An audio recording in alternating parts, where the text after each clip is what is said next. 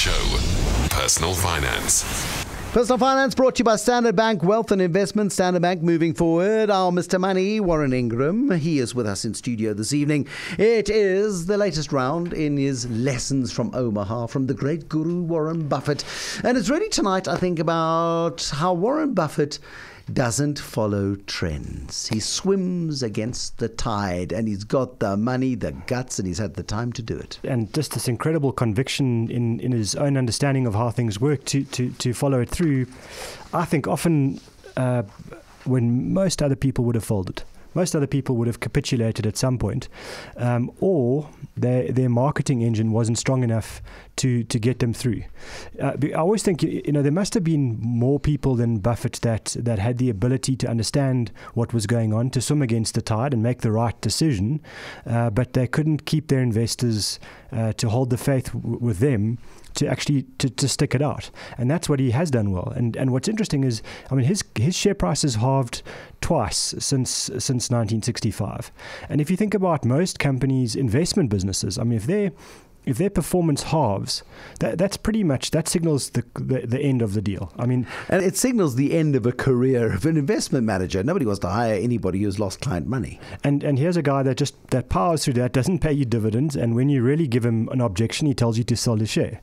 And he does it in such a nice, lovely way that you stay invested and you stop objecting and you just say, Warren knows what he's doing. And over the 50 years of the fund, you've halved your money twice, but if you then bought more shares when the fund halved, if you kept the faith, you've done even better over time. You've just done incredibly well. I think, I try to get some numbers, and it's, the numbers are ridiculous. If you'd put in $10,000 when he started, you've got sort of $100 million. It's that kind of number now, and just incredible performance.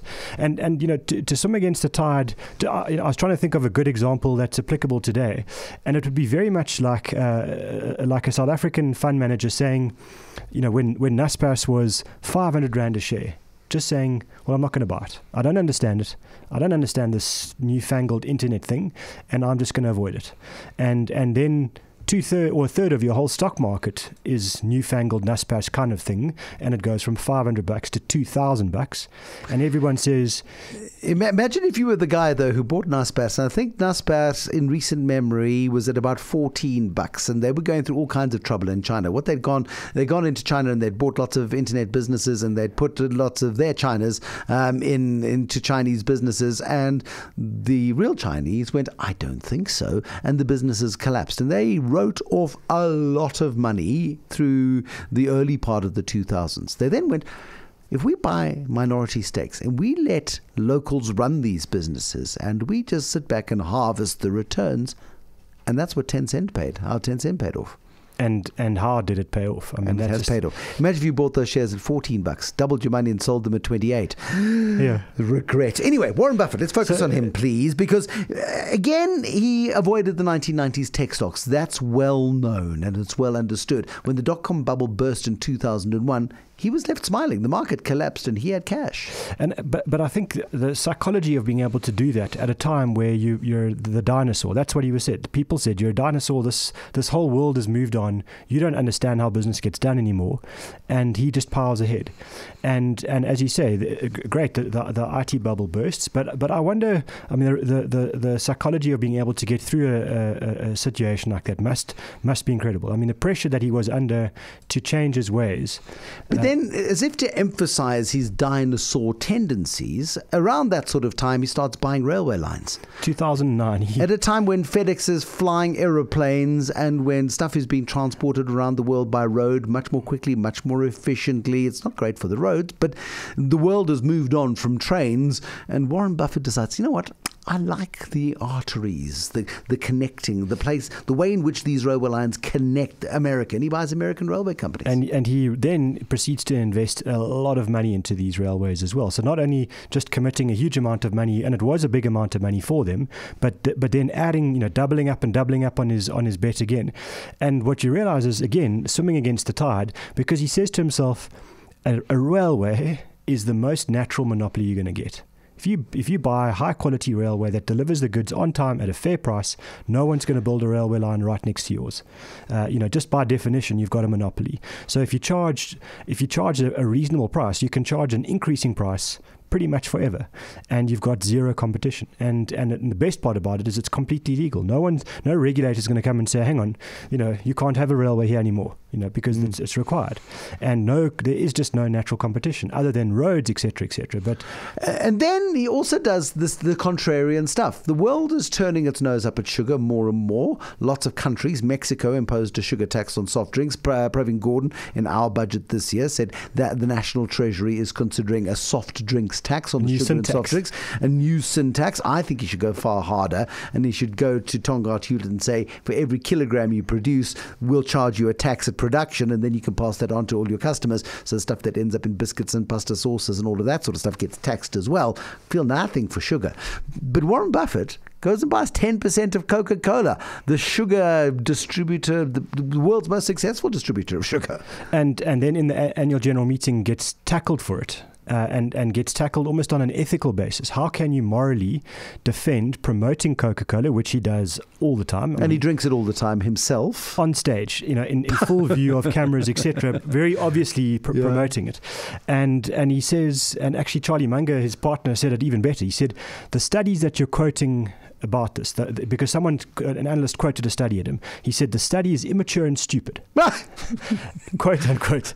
And the reason is, he says, all of these studies, these health studies, whatever it is telling us only half of the story. It's saying to you that the sugar has a negative side effect. It doesn't say, for example, that if you limited your sugar intake to a reasonable level, and you sacrificed consuming the sugar, all the calories, etc., on other things that you were consuming through the day, that you'd be fine. But even more so, it doesn't show the health benefits of being happy and enjoying what you do and what you eat and how you live your life. And treating yourself occasionally to a little sparkling beverage loaded with sugar, but a sparkling beverage. And I think Buffett hates broccoli, because he said, if I had to just drink water and eat broccoli my whole life, I would have been dead a long time ago, because I do only what I enjoy doing.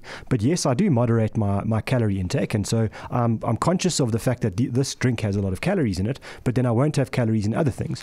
It's like the guy who goes to the doctor, and the doctor says, you've got to give up sugar, you've got to give up smoking, you've got to give up coffee, you've got to exercise 8 times a day, you can only eat broccoli and drink water. And he says, doctor, will it make me live to be 100? He says, no, but it'll feel like it.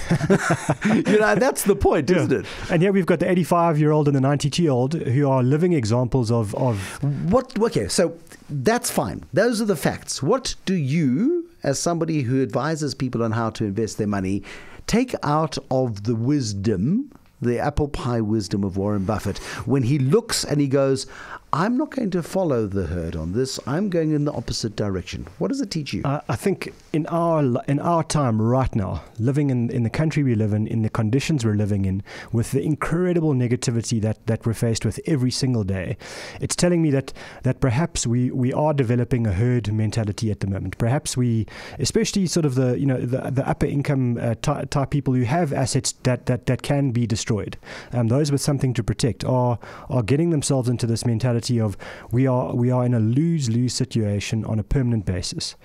And I think if we had to sit Buffett down and put him into South Africa right now, he probably wouldn't be sending every cent he possibly can out of the country and selling every company he can and not investing into new businesses and new growth opportunities. He'd probably take a rational view, of course, because that's what he is, but he'd be looking at it and saying, maybe this isn't as bad as all you think, and maybe there are some good opportunities here.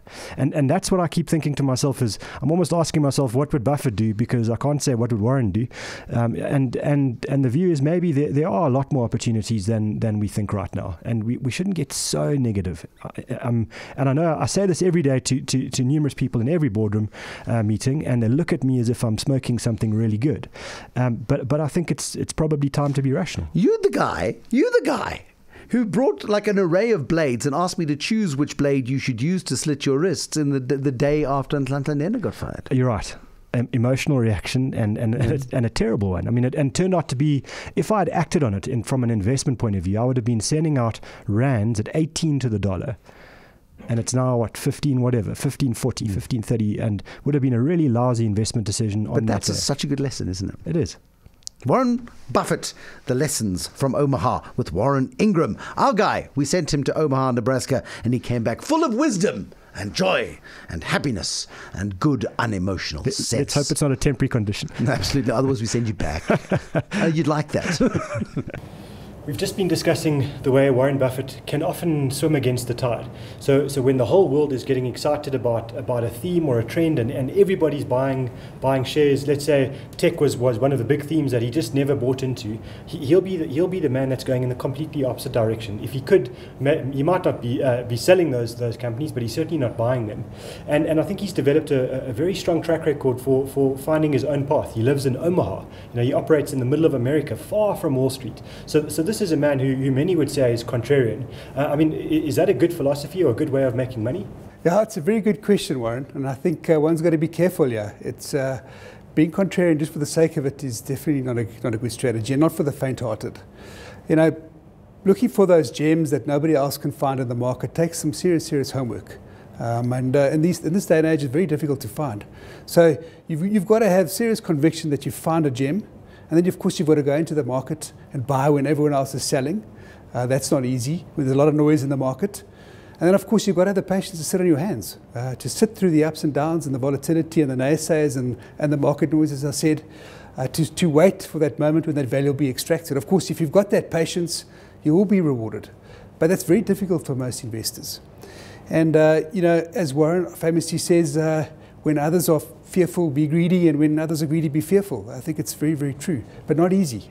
He also famously says one has to buy when you're feeling queasy and sell when you're feeling comfortable. That's a very difficult strategy to follow, and not for everyone. I think as human beings, our biggest challenge is to be driven by emotions. Emotion will override reason most of the time, and that's difficult. So it's important, I think, to work with somebody that can be objective on your behalf, work with the professionals, use a financial planner to assist you in the planning of your portfolio, and then, of course, have the right managers that can play that role, be those contrarians and find the value in the markets on your behalf.